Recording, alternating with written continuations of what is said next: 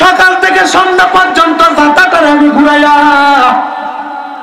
আমি যখন 1 দিরহাম পাইলাম, 1 দিরহাম পাওয়ার পরে আমি এই 1 দিরহাম দিয়ে একটু আটা কিনে একটা রুটি বানিয়ে আমার নকশকে দিলাম, একটু মাছ কিনে আমার নকশকে দিলাম।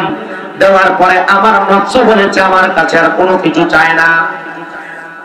হঠাৎ করে আমাকে ওই খ্রিস্টান ব্যক্তি জিজ্ঞাসা করে, এ আল্লাহর বান্দা, তুমি মাত্র 1 দিরহামের বিনিময়ে এত কষ্টের কাজটা করলা, আমি যদি কোনো ব্যক্তিকে দিয়ে এই কাজটা করাইতাম সর্বনিম্ন 15 দিরহাম লাগতো, তুমি কেন 1 দিরহামের বিনিময়ে কাজটা করলা?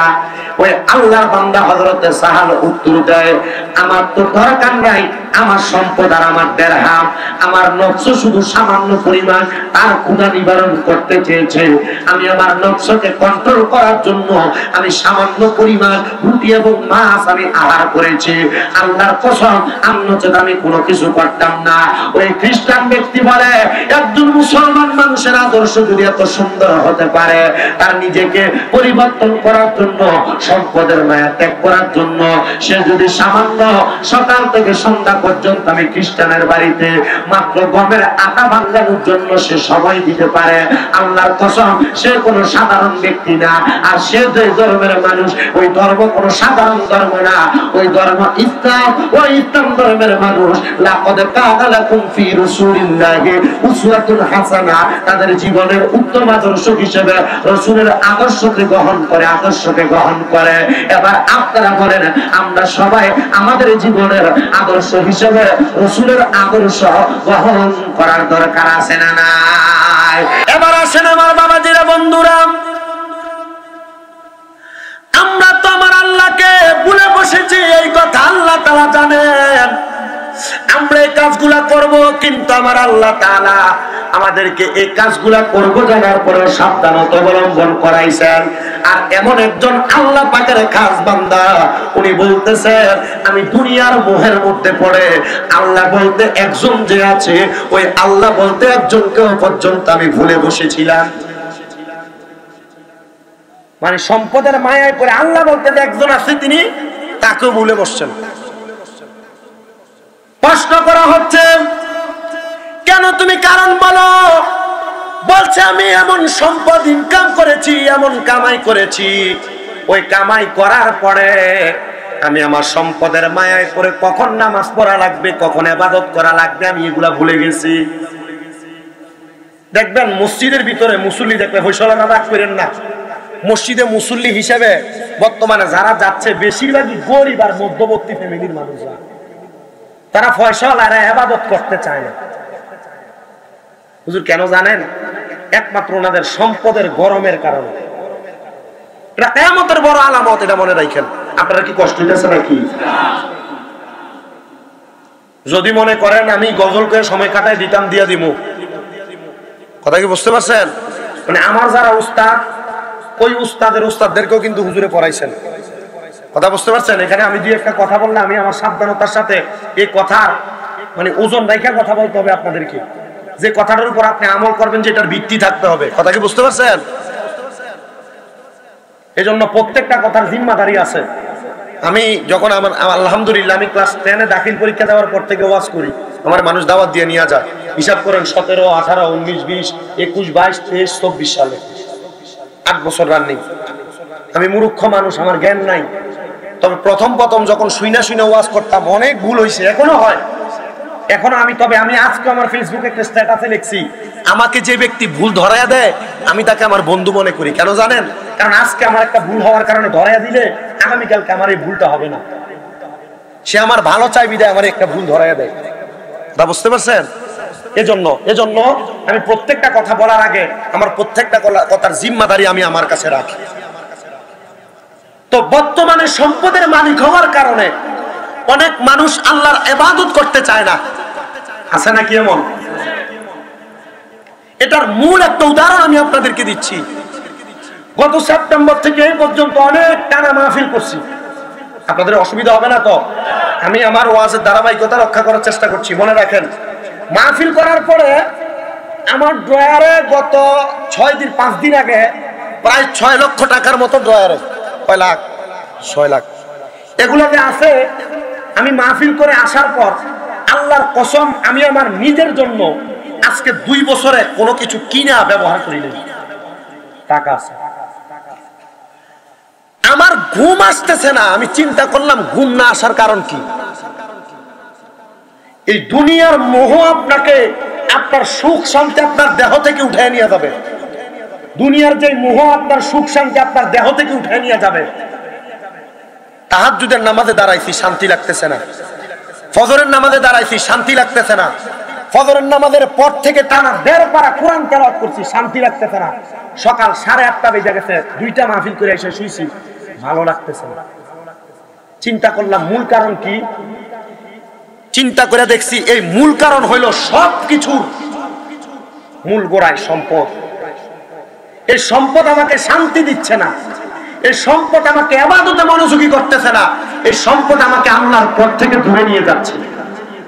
তো হযরতে সাহাল রাহমাতুল্লাহ আলাইহি উনি বলেন এই সম্পদ আমার এমন পাগল করে দিছে, আমি আল্লাহ বলতে যে একজন আছে আমি এটা ভুলে গেছি। দীর্ঘ 7-8 বছর অতিবাহিত হওয়ার পর আমার মামা আল্লামা রাজি রহমতুল্লাহ আলাইহি, আল্লামা রাজি রহমতুল্লাহ আলাইহি আমাকে ডাক দিয়ে বলছে, ভাগিনা তুমি তো অনেক সম্পদের মালিক, তোমার অনেক টাকা পয়সা অনেক দিকে ব্যয় করো। মামা আমি তোমার কাছে মাত্র 24 ঘন্টা সময় চাই, যে সময় তুমি আমাকে দিবা। এলাকাতে অনেক মানুষ আছে না, যদিও সে খারাপ কাম করে সে একজন না একজনের মানে না। হযরতে সাহাল ডাক দিয়ে বলেন, মামা আপনি যে একজন বড় আলেম, আপনি আমাকে বলেছেন আমি আল্লাহ তাআলার ইবাদত থেকে দূরে, আমি আমার সম্পদের মোহর কারণে আমি দুনিয়ার জমিনের মধ্যে আল্লাহ তাআলার ইবাদত বেশি করতে পারতেছি না। আপনি বলেছেন 365 দিনের মধ্য থেকে আমি যেন আপনাকে মাত্র 24 ঘন্টা সময় আপনাকে দিতে পারি। বলছেন হ্যাঁ। বলে মামা আপনি আমার এই সময়টা যদি নিতে চান তাহলে আপনি আপনার কথায় রাজি হইলাম, এখন থেকে আগামী 24 ঘন্টা সময় আমি আপনাকে দিতে চাই। বলে আসো আমার সঙ্গে আইসা তুমি সুন্দর করে গোসল করে ওযু বানাইয়া আমার সঙ্গে আল্লাহ তাআলার ইবাদত করো। বলে মামা আমি তো 365 দিনের মধ্যে একদিন আল্লাহ তাআলার ইবাদত করি না, কারণ আমার সম্পদ আমাকে আল্লাহ তাআলার ইবাদত থেকে দূরে সরাইয়া রাখছে। আল্লাহ আমার আগে ডাক দিয়ে করে তুমি ইবাদত করবে কি করবে না এটা তোমার ব্যাপার, তবে আমি তোমার কাছে একটা আবদার জানাইলাম, তুমি যদি এখন আমাকে 24 ঘন্টা সময় দাও আমি চেষ্টা করব আমার আল্লাহ যেন তোমার এই অন্তরটাকে কলবটাকে পরিবর্তন করে দেয়। কারণ আমি আল্লাহর কাছে সব সময় দোয়া করি, ইয়া মুকাল্লিবাল কুলুব সাব্বিত কলবি আলা দীনিকা, হে অন্তরের পরিবর্তনকারী আপনি আমাদের কলবটাকে অন্তরটাকে দ্বীনের উপরে পরিবর্তন করে দেন। এবার তোমার অন্তর পরিবর্তন আল্লাহ করবে কি আল্লাহ করবে না এটা আমার আল্লাহই ভালো জানেন, তবে আমি দোয়া করতে অসুবিধা নাই, কারণ আত-তাকদীরু লা ইয়ানতাযিরু, মানুষের তাকদীর কোনোদিন পরিবর্তন হয় না, তবে ইল্লা বিদুআ, কেউ যদি দোয়া করে দোয়ার কারণে মানুষের তাকদীর পরিবর্তন হয়ে যায়। আল্লাহুম্মা সাল্লি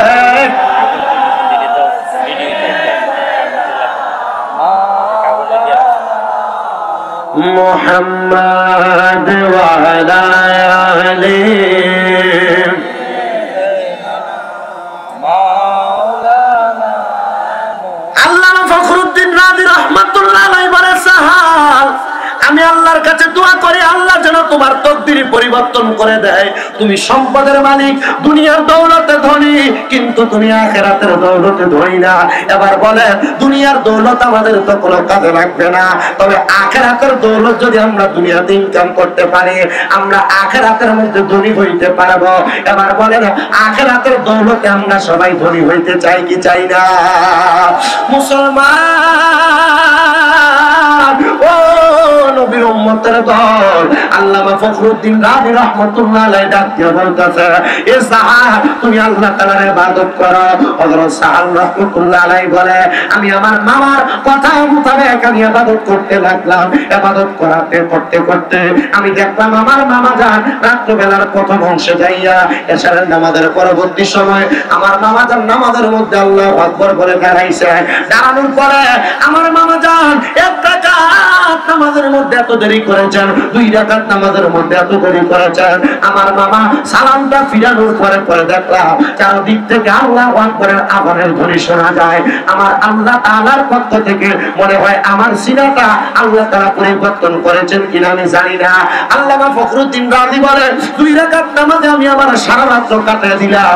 আরে সাহাল নামক ব্যক্তি আমার ভাগিনা, সে তার সম্পদের মুখে সারা রাতটা মনে হয় তার বড় কষ্টে কেটেছে। একটা জবানও বন্ধ রাখবেন না। আপনারা বলেন ইবাদত না করতে করতে দেখবেন যখন আপনার কলব মরে যাবে তখন আপনি যা করেন না কেন আপনার কাছে ভালো লাগবে না। গুনাহ করতে করতে কলব যদি আপনার মরে যায়, আপনি ভালো কাজ করতে গেলে আপনার মন বসবে না। দেখবেন বেশি বেশি গুনাহ কাজ করার কারণে নামাজের মধ্যে দাঁড়াইলে আপনার দুনিয়ার কর্মব্যস্ততার কথা মনে আসে, গুনার কথা মনে আসে। বেশি বেশি মোবাইল চালানোর কারণে, আল্লাহু আকবার বলে দাঁড়ানোর কারণে আপনার মোবাইলের কথা আপনার মাথার মধ্যে আলাদাভাবে একটা অর্গানাইজেশন কাজ করবে। ও মুসলমান, এই জন্য যত রকমের ফায়সা কাজ আছে, যত রকমের খারাপ কাজ আছে, সম্পদ যদিও থাকে আল্লাহ তাআলার পক্ষ থেকে যখন আপনাকে আমাকে আইয়া রাসূলা বলে নামাজের দিকে আহ্বান করা হবে, আল্লাহ তাআলার ইবাদতের দিকে আহ্বান করা হবে, এমন কোন নেক কাজের দিকে আহ্বান করা হবে, দুনিয়ার কর্মব্যস্ততা ত্যাগ করে আপনারা বলেন আল্লাহ তাআলার ইবাদতের দিকে আমাদের সবার দৌড়ানোর দরকার আছে না নাই? হযরত সাহাল বলে আমি দেখলাম এমন নামাজ আমি আমার জীবনে দেখি নাই যে 2 রাকাত নামাজে সারা রাত পার হয়ে যায়। আর আমরা মুসল্লিরা নামাজ পড়ি মসজিদের মধ্যে কোন রকম দেয় কোন রকম আসি, মুরগি যেমন ঠোকর দিয়ে আদার খায়, আমরা রুকু সাজদাটা বর্তমানে এমন অবস্থা হয়ে গেছে, খুশুসিয়ত নাই। জানা মসজিদের ভিতরে নামাজ পড়তে যায় কোন রকম সাজদা দিয়ে উঠে তারপর ঘরে চলে আসে, আছে কিনা এমন অবস্থা আছে। এ যারা মসজিদে ইবাদত করতে যায় তাড়াতাড়ি করে, এদের ব্যাপারে বড় বড় আল্লাহর হাবিব সাল্লাল্লাহু আলাইহি সাল্লামের প্রখ্যাত আশিক রাসূল সাহাবায়ে কেরাম এবং প্রখ্যাত হাদিস বিশারদগণরা বলছে, যদি তোমরা পাক্কা শয়তান দেখতে চাও, যারা নামাজে দেরি করে তোমরা তাদের দিকে তাকাও। নামাজে যারা তাড়াতাড়ি করে তাদের দিকে তাকাইতে বলছে। কথা কি বুঝতে পারছে? তো এক ব্যক্তি হযরতে আল্লামা শেখ সাদী রহমাতুল্লাহ আলাইহির জামানায় উনি নিয়ত করছে, আল্লাহ আমি তো বিবাহ করলাম, আজকে 2-3 বছর আমার কোনো সন্তান দুনিয়াতে আগমন করে না, আল্লাহ তুমি আমাকে একটা সন্তান দান করো, ছেলে সন্তান। আল্লাহ যদি আমার একটা ছেলে সন্তান হয়, আল্লাহ আমি আপনার রাস্তায় কিছু দান সাদাকা করব, আর আল্লাহ আপনার কাছে আমি 2 রাকাত নফল নামাজ পড়ে দোয়া করব। উনি যখন এই নিয়ত করলেন, কিন্তু দুঃখের ভাগ্যের নির্মম পরিহাস না, এটা আল্লাহ তাআলার ফয়সালা, এটা আল্লাহ ভালো জানেন। ঠিক 10 মাস 10 দিন পর ওনার স্ত্রীর গর্ভ থেকে একটা সন্তান আগমন করছে। আগে তো এমন এক্সরে ছিল না, আলট্রাসোনোগ্রাফি ছিল না, তো একটা সন্তান আগমন করছে যেটা কন্যা সন্তান। আমি আল্লাহর কাছে দোয়া করলাম, আল্লাহ তাআলা আমার একটা সন্তান দান করলো না। আবার নিয়ত করছে, আল্লাহ আপনি যদি এবার আমার একটা মেয়ে ছেলে সন্তান দান করেন, আমি আপনার রাস্তায় কিছু দানও করব আল্লাহ, এবং আমি একজন আপনার খাস বান্দাকে খাবার খাওয়াবো। এই নিয়ত করার পরে দেখলেন ঠিক আবার 10 মাস 10 দিন পরে তার স্ত্রীর গর্ভ থেকে একটা কন্যা সন্তান হয়েছে। কি সন্তান? আপনারা যারা ইবাদতে তাড়াতাড়ি করেন, কন্যা সন্তান হওয়ার পরে ওই আল্লাহর বান্দা মনটা খুব খারাপ করে ফেলছে, খুব রাগান্বিত হয়ে গেছে। আমরা মাঝে মাঝে দেখবেন কামের যদি বরকত না হইলে হতাশা করছে, আল্লাহ আমার দিকে চায় না, খালি অমুকের দিকে চায়, অমুকের সম্পদ আমার দেয় না, এমন কয় না মাঝে মাঝে যে আল্লাহ আমারই দেখছে বিপদ দেওয়ানের লেগে। এবার চিন্তা করলাম, আল্লাহর নামে 2 বার নিয়ত করলাম, আল্লাহ আমার দিল না, এবার আমি আমার নিয়তটা একটু ঘুরিয়ে দিব। নিয়ত ঘুরিয়ে দিতেছে, নিয়তটা ঘুরিয়ে কি করছে যে আমার স্ত্রীর গর্ভে থেকে যদি এখন একটা ছেলে সন্তান জন্ম নেয়, আমি একটা শয়তানকে খাবার খাওয়াবো। নাউজুবিল্লাহ কোন আল্লাহ তাআলা এমন কবুল করছে দোয়া। ঠিকই এই দিন মানে 10 মাস 10 দিন পরে ওই ব্যক্তির স্ত্রীর গর্ভ থেকে ছেলে সন্তান জন্ম নিছে। এরপর সে বিপদে। চিন্তা করলো শয়তান ভাই কই, শয়তান পাই কই, দৌড়ে ইমাম সাহেবের কাছে গেছে। আমরা জানি না মাঝে মাঝে বিপদে পড়লে হুজুরের কাছে, কিন্তু মানুষ বিপদে পড়লে আইলে, বাপ মরলে, মা মরলে, সন্তান হইলে যা হুজুর আজানটা দেওয়ান লাগবো, আমার আব্বা মরে গেছে গোসলটা দেওয়ান লাগবো, এই বিপদে পড়ে হুজুরের কাছে গেছে। এবার বিপদে পড়ে হুজুরের কাছে গেছে যে জিজ্ঞা হুজুর আমার তো ভুল হয়েছে, যে আমি একটা নিয়ত করছিলাম ওসিয়ত, এই নিয়তটা হইলো আমি চিন্তা করছি যে আমার এই জায়গার ভিতরে আমার যদি ছেলে সন্তান হয়, আমি একজন শয়তানরে খাবার খাওয়াবো, তার নিয়ত তুই বালা নিয়ত করছিস না, হুজুর এর আগে বালা নিয়ত করে ফেলেছি, দোয়া কবুল হয় না, এখন খারাপ নিয়ত করছি। আচ্ছা আমরা মসজিদের সামনে দাঁড়াইবা, এই মসজিদের সামনে দাঁড়ানোর পরে যেই ব্যক্তিরা দেখবা টানা 3 দিন নামাজ পড়ে দেরিতে আসে, তাড়াতাড়ি বাইরে হয়ে চলে যায়, তারা তুমি দাওয়াত দিয়ে খাওয়াবে। টানা 3 দিন দাঁড়ায় দেখছে এ টানা 3 দিন দেরিতে তাড়াহুড়া করে মসজিদে আসে আর তাড়াহুড়া করে বাইরে হয়ে চলে যায়, যেটা এটা তার কাকা, এটা তার কি কাকা। আরে এটা তো বড় ভালো মানুষ, এবার তো এই জাতের শয়তান না, কারণ এই বেটা তো সুদও খায় আমি জানি। তো দেখবেন এলাকার যারা সুদখোর ঘুষখোর হারামখোর, এরা মসজিদে ইবাদত করার জন্য আছে, এরা মূলত নামাজ পড়বা লাগে, এরা মানুষের দেখাই যায় আমি ভালো মানুষ। এই কথা কন না কেন? পরে আপনার এলাকায় সুদখোররা নামাজ ওই ফান্তাবাদ ফানি সেক্কা খাইলে যা কথা, ফানি রেখা খাইলে তাই কথা। এ হারাম খায় নামাজ পড়লে এই কথা, না বললে একই কথা। চিন্তা করলে আমার শাসার লগে আমার আজকে 3 বছর ঝগড়া, কেমনে আমার শাসারে দাওয়াত দেই, বৌরি দিয়ে দাওয়াত দিয়েছে, শাসা আমরা করে আপনি খানা খাওয়ান লাগবো। তো চাচা কইছে কি রে বাতিজার লগে ঝগড়া, বাতিজা আমার এখন পর্যন্ত দাওয়াত দিল, ঠিক আছে খাওয়াইবি দিয়ে তো বাড়া করে রান্দিস তরকারি, খাওয়ানোর পরে কমাগো এই শয়তানের খাওয়াইলাম। এবার চিন্তা করেন মুসলমান, ইবাদতের মধ্যে কখনো তাড়াহুড়া করেন না।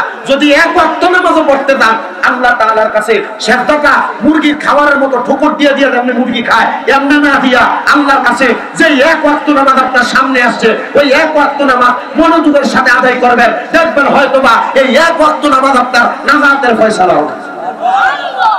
তো নাজাতের ফয়সালার জন্য বেশি বেশি বেশি নেক আমল না, আখলিস দীনাকা ইয়াকফিকাল আমালুল কলিল, তোমার ঈমানকে পরিপূর্ণ করো, খাঁটি করো, অল্প আমল নাজাতের জন্য যথেষ্ট হবে।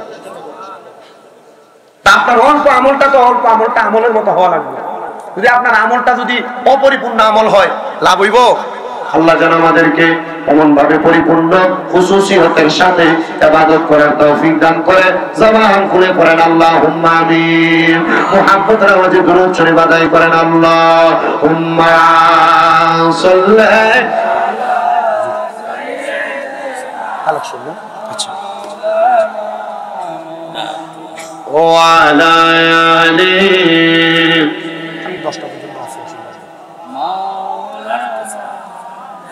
আমার মুসলমান ইমানদারের দলেরা হযরত সাহার বলে আমি সম্পদের মায়ায় যখন সব ভুলে গেলাম, আমার মামার সাথে 2 রাকাত নামাজ পড়ার পরে আমি দেখলাম আমার মামার মধ্যে এমন খুশুসিয়তের সাথে নামাজ পড়লে ওলা কোনো ব্যক্তি আমি দেখলাম না। আমার মামা যখন 2 রাকাত নামাজ পড়লাম, আমি আমার মামাকে প্রশ্ন করলাম, মামা মানুষ তো 2 রাকাত নামাজ মাত্র 2-3 সময় 2-3 অভ্যাস সময়ের মধ্যে শেষ করে ফেলে, আর আপনি 2 রাকাত নামাজ এশারের নামাজের উপরে দাঁড়াইছেন আর ফজরের নামাজের আগে আপনি সালাম ফিরাইছেন। আপনার কাছে জানতে চাই এই নামাজ পড়লে আপনি কেমন শান্তি পান? বলে এই নামাজ পড়লে আমি কেমন শান্তি পাই তুমি এই প্রশ্নটা আমাকে এখন করো না, আমার ইন্তেকালের পরে তুমি আমার কবরের মধ্যে করতে পারবা। এবার ডাক দিয়া কয় আমার মামার কাছ থেকে আমি যখন ইবাদত করলাম মাত্র 24 ঘন্টা সময়, আমি চলে গেলাম আমার বাড়িতে, আমি আবার আমার সম্পদের ব্যস্ততায় পড়ে গেলাম। কিন্তু ওই দিন রাত্রবেলা আমি যখন সম্পদের ব্যস্ততায় পড়ে গেলাম, আমি আর ডাইনেও তাকাইলাম না বামেও তাকাইলাম না, আমি রাত্রবেলা আমার সম্পদের সকল হিসাব নিকাশ করার পরে আমি চলে গেলাম আমার সম্পদের হিসাব নিকাশ গুলা মিটাইয়া রাত্রবেলা ঘুমাইতে যাওয়ার জন্য। ঘুমাইতে যাওয়ার পরে আমি দেখলাম ওই রাত্রবেলা আর আমার ঘুম আসতেছে না। আমি চিন্তা করলাম আল্লাহ গো, ও আল্লাহ আমার কেন ঘুম আসে না আমি জানি না, আমার সম্পদ অনেক, আমার অনেক সম্পদ সবকিছু বুঝতে পারলাম, কিন্তু আজকে ঘুম না আসার কারণ কি? ওই আল্লাহর বান্দা সাহালের মাথার মধ্যে চিন্তা আসলো গতকালকে তো আমি নামাজের সময় কাটাইছি, নামাজে দাঁড়াইলে তো ঘুমের কথা মনে থাকে না, দুনিয়ার কথা মনে থাকে না।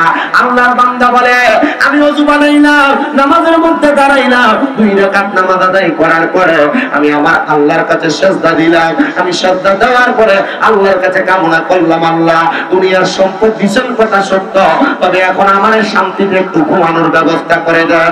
আমার আল্লাহ জাল্লা শানুহু আমার এমন ঘুম দিছে, আমি যখন আমার শান্তির ঘুমটা ঘুমাইলাম করলাম, হঠাৎ করে আমি ঘুম থেকে লাফ দিয়ে উঠলাম। ওঠার পরে আমি হঠাৎ করে চিন্তা করলাম, এমন তো আমার কোনোদিন ঘুম ভাঙে না। একদিন, 2 দিন, 3 দিন, 4 দিন, 1 সপ্তাহ, টানা 7 দিন আমি ঘুম থেকে লাফ দিয়ে উদিত হয়ে গেলাম। চিন্তা করতে লাগলাম, আরে আমি কেন ঘুম থেকে এমন ভাবে লাফ দিয়ে উঠি? এমন চিন্তা যখন আমার ভিতরে আসতে লাগলো, আমি আবার দৌড়ে আমার মামা আল্লামা ফখরুদ্দিন রাজি রহমতুল্লাহ আলাইহির কাছে চলে গেলাম। 24 ঘন্টা ইবাদত করার পরে পরের 7 দিন আর বান্দা ঘুমাইতে পারে না। পরের 7 দিন আর ঘুমাইতে পারে না।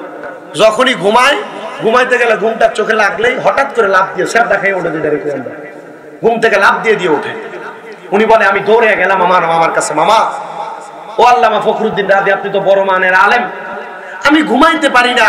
আমি আজকে 7 দিন এমন একটা দুর্বিষহ স্বপ্ন দেখি, যে স্বপ্ন দেখার কারণে আমার ভালো তো লাগে না, কিন্তু আমি এই স্বপ্ন দেখার পর আমার নিজের ইবাদতে মনোযোগ হচ্ছে, আর আমার কেমন জানি দুর্বিষহ লাগতেছে। জিজ্ঞাসা, কি স্বপ্ন দেখো আমাকে বলো। ডাক দিয়ে বলে, মামা আমি স্বপ্ন দেখলাম আমি একটা জায়গার মধ্যে সাজদা দিতেছি, যে জায়গাটায় সাজদা দেওয়ার পরে 1 দিন 2 দিন করে 6 দিন টানা সাজদা দিলাম। 7ম দিন সাজদা দেওয়ার আগে, ঘুমানোর আগে চিন্তা করলাম, আজকে যদি যে জায়গায় সাজদা দিব এই জায়গায় কাউকে দেখলে আমি জিজ্ঞাসা করবো জায়গাটা কোন জায়গা। 7ম দিন আমি প্রশ্ন করলাম, এই জায়গা কোন জায়গা? আমাকে আল্লাহ তাআলার রহমতের একজন ফেরেশতা খবর দেয় যে এই জায়গাটা হইল আল্লাহ তাআলার আরশ আযীমের দরজা। কোন জায়গা? কোন না? এই জায়গাটা হইল আল্লাহ তাআলার আরশ আযীমের দরজা। আমি যখন এই প্রশ্ন করলাম, করার পরে আমার মামা ডাক দিয়া কয়, ভাগিনা এই সাহার একবার এই কথা বলেছো, আরেকবার এই কথা বলবা না। বলে, কেন বলবো না? আপনার কাছে জানতে চাই। বলে, তুমি যে আরশ আযীমের দরজার মধ্যে সাজদা দিয়েছো, আমার আল্লাহ তাআলা মনে হয় গত 1 দিনের ইবাদত তোমার কবুল করেছে, আর এজন্য আমার আল্লাহ তাআলা তোমাকে ঘুমের ঘরে এই স্বপ্ন দেখাইছে। আল্লাহর বান্দা বলে, মামা এই স্বপ্ন দেখেছি, আল্লাহকে আমার জীবনের সব গুনাহ মাফ করছেন কিনা? বলে, এমন দুর্বিষহ স্বপ্ন দুনিয়ার সাধারণ কোনো মানুষ দেখে না। যাদের কোনো গুনাহ থাকে না, তারা একবারে মাসুম, তারাই এমন কঠিন স্বপ্ন দেখে। ও মুসলমান, আপনি আমি চোখ বন্ধ করলে এমন আরশ আযীমের দরজা দেখবো দূরের কথা, আপনি আমি চোখ বন্ধ করলে শুধু অন্ধকার আর অন্ধকার দেখি। আর আল্লাহর যারা খাস বান্দা, আল্লাহর যারা প্রিয় বান্দা, ওনারা চক্ষু বন্ধ করলে আল্লাহর কাবা দেখে, রাসূলের মদিনা দেখে। আবার অনেক আল্লাহর খাস বান্দা আছে, চক্ষু বন্ধ করলে রাহমাতুল লিল আলামিন নবীকে দেখে। বলেন সুবহানাল্লাহ। নবীর আশিকের দলের, উম্মতের দলেরা গভীর মনোযোগ নিয়ে বসে যাও রে। ওই আল্লাহর বান্দা বলে, আমার মামার কথা অনুযায়ী আমি আবার দুনিয়ার মোহ ছাইরা দিলাম, দুনিয়ার সম্পদের মায়া ত্যাগ করে দিলাম। আমি চিন্তা করলাম যে আল্লাহ তাআলার আরশ আযীমের খুঁটি আমি দেখলাম, আরশ আযীমের দরজা আমি দেখলাম, ওই আল্লাহ তাআলার ঘর আমাকে দেখা লাগবে। আমি রওনা করব আল্লাহ তাআলার ঘর দেখার জন্য, বাইতুল্লাহ দেখার জন্য। অনেক সম্পদওয়ালা আছে, অনেক টাকাওয়ালা আছে, যারা তাদের টাকা পয়সা ধন সম্পত্তি ব্যাংক ব্যালেন্স করে রেখে দিয়েছে, তাদের সন্তানের জন্য জায়গা সম্পদ কিনে তারা ভরপুর করে রেখেছে, কিন্তু তারা তাদের টাকা ব্যয় করে মক্কায় যায় না, তাদের টাকা ব্যয় করে মদিনায় যায় না। ও মুসলমান, সম্পদ দিয়া কি হবে? যে আল্লাহ তোমার বানাইলো, ওই আল্লাহর কাবা যদি তুমি তাওয়াফ না করতে পারো, সম্পদ দিয়া কি হবে? যেই নবীর উম্মত তুমি, ওই নবীর রওজায়ে আতহার যদি তুমি একবার জিয়ারত না করতে পারো, সম্পদ দিয়া কি হবে?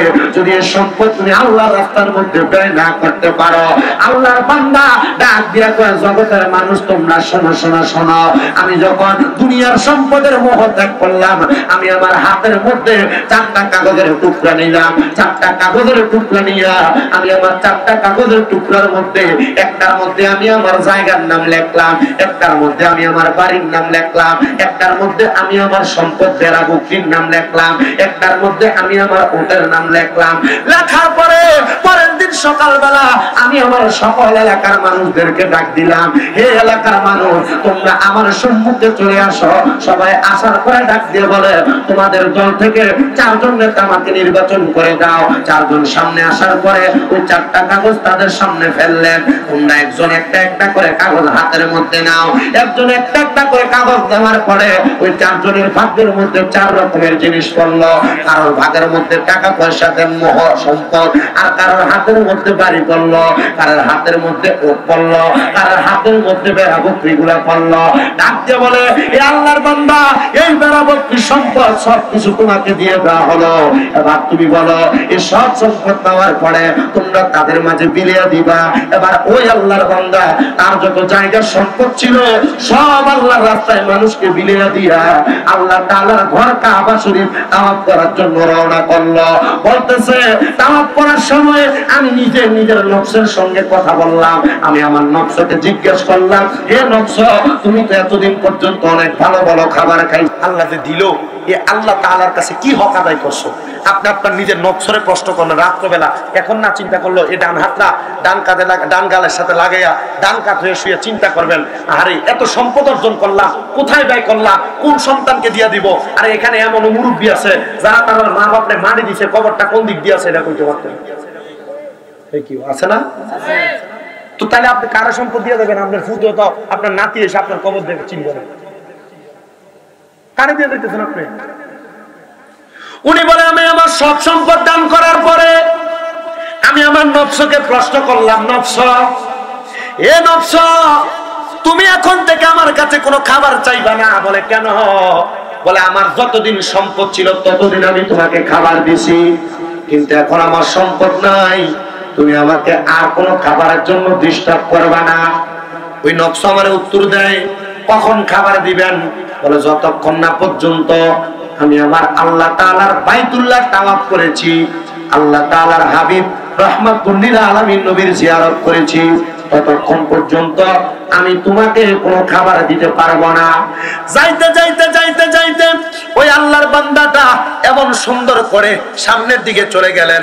সামনের দিকে যাওয়ার পরে ওই আল্লাহর বান্দা শাম দেশ এবং দামেস্ক এবং মক্কা শরীফের মধ্যবর্তী জায়গায় যাইয়া আল্লাহর বান্দাটা হঠাৎ করে দেখতেছে তার নফসের ভিতর থেকে বলতেছে, হে আল্লাহর বান্দা সাহাব, তোমার কাছে আমি কোনো খাবার চাই নাই, আর অর্ধেক রাস্তা বাকি আছে, তুমি আমার সামান্য একটা রুটি দাও আর সামান্য খাবার জন্য মাছের ব্যবস্থা করে দাও।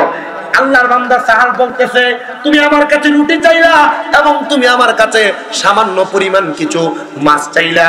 মাঝে মাঝে দেখবেন একা একা পড়ে থাকলে হঠাৎ আনকমন কিছু খাবার খাইতে মন চায় না, আমরা আনসিজনে হঠাৎ অন্যান্য জিনিস খাইতে মন চায়।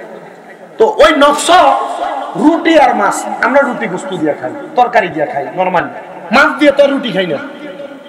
ওই নফস তার জিহ্বার ভিতরে স্বাদ জাগায় দিছে যে আমারে অন্য কোনো খানা দিও না, আমারে খানা দাও, 1 নাম্বার একটা রুটি দাও, 2 নাম্বার একটু মাছ দাও খাওয়ার জন্য। আরে কই কি জ্বালাই ফালাইলা, সম্পদ সব মানুষকে দিয়া দেওয়ার পরে এখন আমারে তুমি চাইতেছ মাছ আর রুটি খাওয়ার জন্য? আল্লাহর বান্দা বলে, আমি চিন্তা করলাম কে আমারে মাত্র 1 দিরহাম দিয়ে সহযোগিতা করবে, যে দিরহামের কারণে আমি আমার নফসকে জিন্দা রাখতে পারবো। উনি বলে, আমি দেখলাম কেউ আমাকে আমার নফস জিন্দা করার জন্য সম্পদ দিতে পারবে না। এমন টাইমে আমি আমার নফসকে তাড়া করার জন্য সামনের দিকে গেলাম, যা দেখলাম একজন খ্রিস্টান ব্যক্তি এই আটা যে আগে দিত দিয়া যে ভাঙ্গাইতো, গম দিয়া যে ভাঙ্গাইতো আগে হাতে ঘুরে ঘুরে, এটা কি করে জাতা বলে না, জাতা বলে না, বইয়ের ভাষায় জাতা বলে। এই জাতা উনি সামনে যা দেখে খ্রিস্টান ব্যক্তি তার ক্ষেতের গম ভাঙাইতেছে, জাতার মধ্যে দিয়া এক উটের ঘাড়ের মধ্যে দড়ি বাঁধে এই উট গোল করে ঘুরে আর জাতার মধ্যে থেকে আটা হইয়া গমগুলা ভাঙ্গা ভাঙ্গা বাইরে হইতেছে। হযরতে শাহ রহমতুল্লাহ তার সামনে দিয়ে বলতেছে, হুজুর, হে খ্রিস্টান ব্যক্তি, তোমার এই উট যে তোমার কাজ করতেছে, তুমি তার বেতন কত দাও? বলতেছে, আমি এটার বেতন বলতে তার খাবারের খরচ হিসেবে 2 দিরহাম দৈনিক নির্ধারণ করি। বলছে, তুমি যদি এর চাইতে কমে কাউকে পাও তুমি কি কাজ করাইবা? বলছে, হ্যাঁ করাবো। বলে তাহলে তোমার এই দড়িটা উঠ থেকে খুইলা আমার মাথায় বাইন্ধা দাও। উনি মাথার মধ্যে দড়িটা বাইন্ধা উঠকে দেওয়া হয়তো 2 দিরহাম, মাত্র 1 দিরহামের বিনিময় উনি সকাল থেকে সন্ধ্যা পর্যন্ত ওই যাত্রাটাকে ঘুরাইছেন রোজা রাখা অবস্থায়। মুসলমান, রোজার মাস আসলে দেখা যায় অনেকে তাদের কর্ম করার জন্য এদের রোজা রাখতে পারে না। সারাদিন সকাল থেকে সন্ধ্যা পর্যন্ত কাজ করে রোজা রাখাম কেমনে? খানা না খাইলে শরীরে শক্তি পায় না। আর আল্লাহর ওই বান্দারা বলে আমরা এই জন্য রোজা যখন রাখতাম, রোজা রাখা অবস্থায় বেশি বেশি কাজ করতাম। আমরা আমাদের দেহের যে হক ছিল ওই হকটা আদায় করে আমরা রোজার দিবি, রোজা রাখা অবস্থায় কর্ম করে আমরা মানুষকে বুঝাইয়া দিলাম দেহটা রোজা রাখার কারণে ক্লান্ত হয় না, রোজা রাখার কারণে মানুষের দেহটা তার দেহের যাকাত আদায় হয়ে যায়, তার দেহ পরিপূর্ণ পুত এবং পবিত্র হয়ে যায়। জবান খুলে বলেন আল্লাহু আকবার। রোজার মাসাইলে ফতুয়া মারে, রোজার মাসাইলে কত রকমের কত কথা। কাকা রোজা রাখেন না কেন? বলে গ্যাস্ট্রিক রে, এর লাগে খালি পেটে থাকতাম পারি না। আরে ডায়াবেটিস রে, কিছুক্ষণ পরে পরে খানা খাওয়ার লাগে। এইটারেই দেখবেন রোগটা আরো বেশি করে ধরে।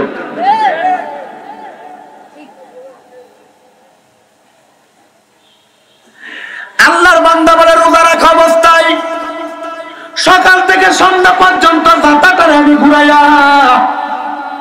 আমি যখন 1 দিরহাম পাইলাম, 1 দিরহাম পাওয়ার পরে আমি এই 1 দিরহাম দিয়ে একটু আটা কিনে একটা রুটি বানিয়ে আমার নকশকে দিলাম, একটু মাছ কিনে আমার নকশকে দিলাম। দেওয়ার পরে আমার নকশ বলেছে আমার কাছে আর কোনো কিছু চায় না। হঠাৎ করে আমাকে ওই খ্রিস্টান ব্যক্তি জিজ্ঞাসা করে, এ আল্লাহর বান্দা তুমি মাত্র 1 দিরহামের বিনিময়ে এত কষ্টের কাজটা করলা, আমি যদি কোনো ব্যক্তিকে দিয়ে এই কাজটা করাইতাম সর্বনিম্ন 15 দিরহাম লাগতো, তুমি কেন 1 দিরহামের বিনিময়ে কাজটা করলা? ওই আল্লাহর বান্দা হযরতে সাহাল উত্তর দেয়, আমার তো দরকার নাই আমার সম্পদ আর আমার দিরহাম, আমার নফস শুধু সামান্য পরিমাণ তার ক্ষুধা নিবারণ করতে চেয়েছে। আমি আমার নফসকে কন্ট্রোল করার জন্য আমি সামান্য পরিমাণ রুটি এবং মাছ আমি আহার করেছি। আল্লাহর কসম অন্যথায় আমি কোনো কিছু করতাম না। ওই খ্রিস্টান ব্যক্তি বলে, একজন মুসলমান মানুষের আদর্শ যদি এত সুন্দর হতে পারে, তার নিজেকে পরিবর্তন করার জন্য, সম্পদের মায়া ত্যাগ করার জন্য সে যদি সামান্য সকাল থেকে সন্ধ্যা পর্যন্ত আমি খ্রিস্টানের বাড়িতে মাত্র গমের আটা ভাঙানোর জন্য সে সময় দিতে পারে, আল্লাহর কসম সে কোনো সাধারণ ব্যক্তি না। আর সে যে ধর্মের মানুষ, ওই ধর্ম কোনো সাধারণ ধর্ম না, ওই ধর্ম ইসলাম, ওই ইসলাম ধর্মের মানুষ। লাকাদ কানা লাকুম ফি রাসূলিল্লাহি উসওয়াতুন হাসানাহ, তাদের জীবনের উত্তম আদর্শ হিসেবে রাসূলের আদর্শকে গ্রহণ করে, আদর্শকে গ্রহণ করে। এবার আপনারা বলেন, আমরা সবাই আমাদের জীবনের আদর্শ হিসেবে রাসূলের আদর্শ গ্রহণ করার দরকার আছে না নাই? রাসূলের আদর্শ বেশি খাওয়া না, রাসূলের আদর্শ বেশি পড়া না, রাসূলের আদর্শ দুনিয়ার মুখ লালসা না, রাসূলের আদর্শ হইল দুনিয়ার জমিনে সম্পদের মুখ একদিকে রাখা রাসূলের পাকের ইত্তেবায়ে রাসূল অনুসরণ করে আল্লাহ এবং তার রাসূলের পথ মতে ইবাদত করা। ও মুসলমান, কিন্তু ইবাদত করলে আপনি বাড়ির মধ্যে থাকা অবস্থায় আপনার মা আপনার বাবার অন্তরের মধ্যে কষ্ট দিলেন, এই ইবাদত একদিকে রাখলেন আর আপনার মা বাবার খেদমতটাকে একদিকে রাখলেন, আল্লাহর কসম কোনটাই আল্লাহ তাআলার কাছে কবুল হবে না। হুজুর কেন কেন কেন? কারণ আমার আল্লাহ তাআলা ঘোষণা করে, ওয়া'বুদুল্লাহ ওয়া লা তুশরিকু বিহি শাইআ ওয়া বিল ওয়ালিদাইনি ইহসানা। আল্লাহ তাআলা বলে তোমরা আল্লাহর ইবাদত করো, আল্লাহর সঙ্গে কোনো কিছুর মধ্যে শিরিক করবে না, আর আম্মা আব্বার প্রতি সদাচরণ করো, সুন্দর আচরণ করো। ইবাদত করলেন, নামাজ পড়লেন, রোজা রাখলেন, হজ করলেন, যাকাত দিলেন, দান সদকা করলেন, আল্লাহর রাস্তার মধ্যে অধিক পরিমাণ ব্যয় করলেন, কিন্তু আপনার বাড়িতে খবর নিলে দেখা যায় আপনি আপনার মারে ভাববেন না, আপনার বাবারে ভাববেন না। আবার এমনও মানুষ দেখা যায় ভাইয়ে ভাইয়ে দ্বন্দ্ব করে, ভাইয়ে ভাইয়ে ঝগড়া করে, মা বাপকে জুদা করে দেয়, মা বাপকে আলাদা করে দেয়। মা বড় ভাইয়ের ঘরে এক সপ্তাহ ভাত খায়, মেজো ভাইয়ের ঘরে এক সপ্তাহ ভাত খায়, ছোট ভাইয়ের ঘরে এক সপ্তাহ ভাত খায়। পুতের বউরা ভাত বেড়া দিলে খায়, নচেত খায় না। মা বাবার পেটে ক্ষুধা লাগলে চাইও খাইতে পারে না শরমে। ছেলের বউয়ের কাছে কেমনে চায় খাবে? এ সন্তান আবদার জানাই তোমাদের কাছে, যদি কেউ তোমাদের মা বাপকে এমন ভাবে জুদা করে দিয়ে থাকো, তোমার বউয়ের কথা শুই না, মায়ের কথা শুই না, আলাদা করে দিয়ে থাকো, আল্লাহর দোহাই লাগে, আল্লাহর দোহাই লাগে, আলাদা করে দিয়ে থাকলে এখান থেকে বাড়িতে যে মাপ চাইবা, সে বলবা ও মা বাবা আপনারা কেন জুদা খাইবেন? আপনারা তো জুদা খাওয়ার মানুষ না, এক করে বৈশা ভাত খাবেন। আমরা 3-4 ভাই হইলে 3-4 ঘর থেকে আপনার সামনে তরকারি আসবে। আরে মা বাবা বুড়া হয়ে গেলে জিহ্বার স্বাদ নষ্ট হয়ে যায়, মা বাবা তখন কি খাবে আপনার কাছে বলতে পারে না, চাইতে পারে না। এই জন্য মা বাবার দায়িত্বটা বউয়ের উপরে দিয়ে সইরা যায়েন না। মা বাবার দায়িত্বটা 7 দিন আলাদা করে দিয়ে সইরা যায়েন না। আম্মা আব্বারে নিজের কাছে রাখবেন, কারণ এমন ভাব করে যদি যত্ন করতে পারেন আপনার সম্পদের অভাব হবে না, টাকার অভাব হবে না, আপনার দুনিয়া আখিরাত পাইতে অসুবিধা হবে না। এই জন্য কেউ যদি মা বাপকে জুদা করে দিয়ে থাকো, আলাদা করে দিয়ে থাকো, পারলে দাও তোমার পাও আমার সামনে দাও, আমি স্বামীর লেজা জিহ্বা লাগাইয়া তোমার পাও পরিষ্কার করে দিব। তবুও মা বাপকে জুদা করো না, মা বাপকে আলাদা করো না। হুজুর কেন? কারণ ওই মা বাবা যদি জুদা হওয়ার কারণে সামান্য খাবারের কষ্ট পায়া তোমার ব্যাপারে উপশব্দ ব্যবহার করে, তুমি সন্তান আল্লাহর কাছে জবাব দিতে পারবা না, জবাব দিতে পারবা না। এ সন্তানদের, এ নবীর উম্মতের দল, আল্লাহর ওয়াস্তে ওয়াদা করো, এখান থেকে বাড়িতে যাও, ওই মা বাবার পায়ে ধরে মাপ চাইবা। বলে হুজুর কেন এই কথা বললেন? কেন মা বাবার কদমে ধরে মাপ চাইব? আমি বলবো যুবক ভাইরা, মুরব্বী বাবারা, ওই মা বাবার কদমে ধরে মাপ চাইবে এই জন্য, তোমার বউ তোমাকে কথার কথায় বলে তুমি কি তাদের একার সন্তান নি? তুমি কেন একা একা ভাত খাওয়াইবা? তোমার আর বাইরে কি তার মা বাপরে ভাত খাওয়াইতে পারে না? বউ এই কথা বললে এমন বউকে তুমি তোমার কথার দ্বারা সোজা করতে পারবা? বউয়ের সাধারণ কথার কারণে তুমি তোমার মা বাপকে জুদা করে দিচ্ছ। তোমার ভাইয়ের বউয়ের সঙ্গে ঝগড়া করার পরে তুমি তোমার বউকে মাকে আলাদা করে দিচ্ছ। না না না, বউ যদি কখনো এমন কথা বলে একবার বুঝে বলবা, হ্যাঁ আমার মা বাবা, আমার একার মা বাবা আমি খাওয়াইবো। কারণ কি, মা বাপরে খাওয়াইলে কমে না। আম্মা আব্বারে যারা সন্তান খাওয়াইতে পারে আল্লাহ তাআলা তাদেরকে এমন বরকত দেয়, এমন বরকত দেয়, এই বরকত বান্দা মানুষের কাছে বলেও প্রকাশ করতে পারে না, আল্লাহর কাছে শুকরিয়া আদায় করেও শেষ করতে পারে না। আরে কেমন বরকত শোনো, এই মা বাপকে খাওয়াইতে পারা সন্তানের জন্য বড় ভাগ্যের বিষয়। যদি তুমি 300 টাকা দৈনিক ইনকাম করো, লাখ টাকার মালিক এমন শান্তি পাবে না। তুমি 300 টাকা কামাই করে যে শান্তি পাইবা, কারণ এই শান্তির জন্য তোমার মা, তোমার বাবা তোমার ঘরে খাবার খাইয়া রুহের যে দোয়াটা তোমার দিছে, এই দোয়ার কারণে তুমি সন্তান দামি হইতে পারবা।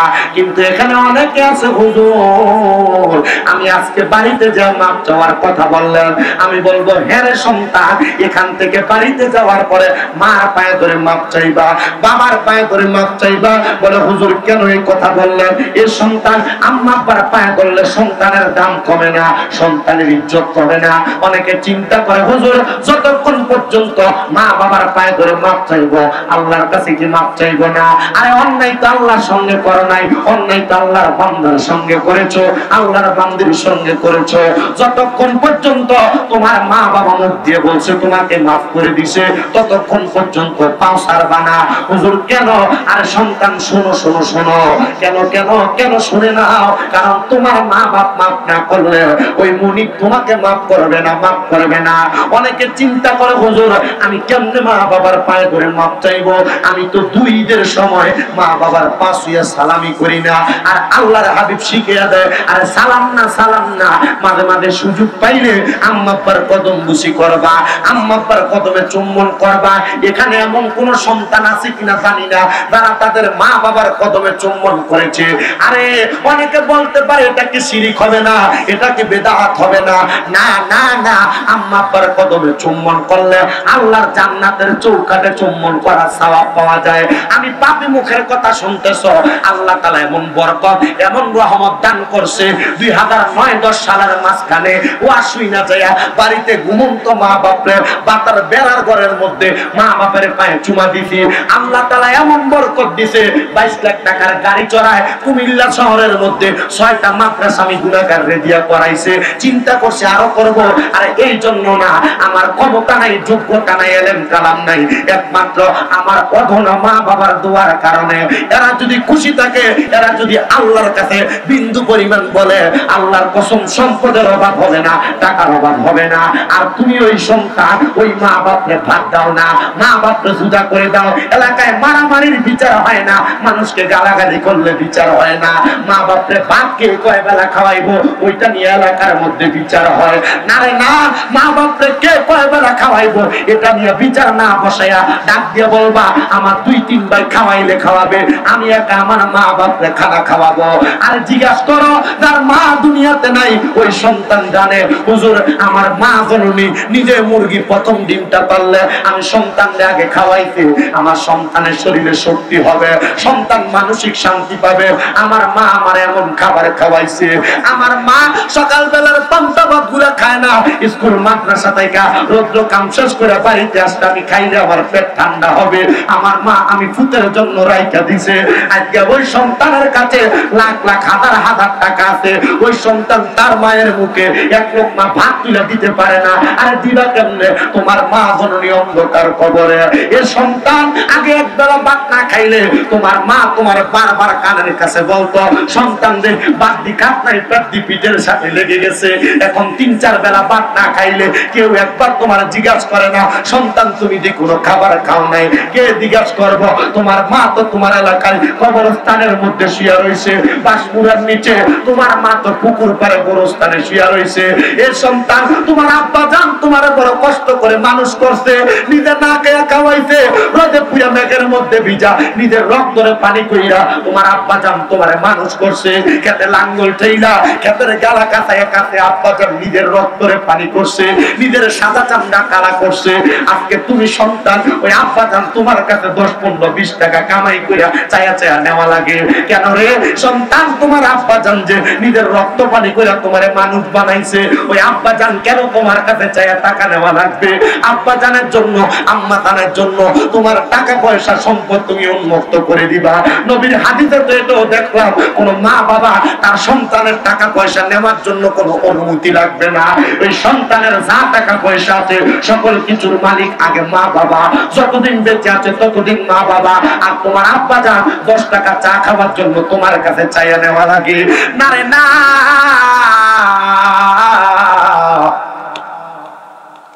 তোমার আব্বা জান নিজে চিরা লুঙ্গিটা পরে তোমারে মানুষ করছে।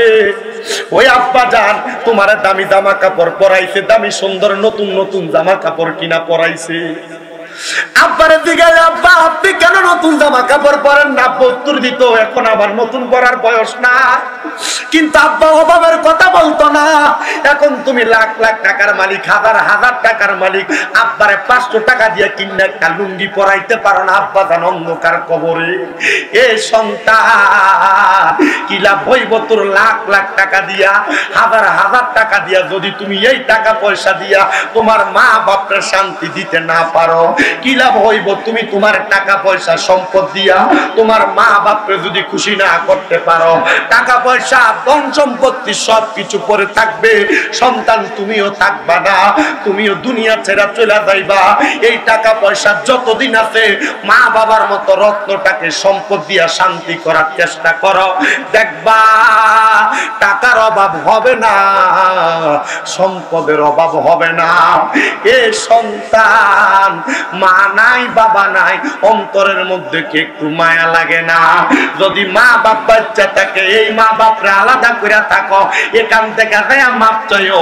আর অনেকে চিন্তা করে হুজুর যারা বাড়িতে মা আছে তারা বাড়িতে মার পায়ে ধরে মাপ চাইবো। আমার তো মা নাই, নাই, আমি কার পায়ে ধরে মাপ চাইবো?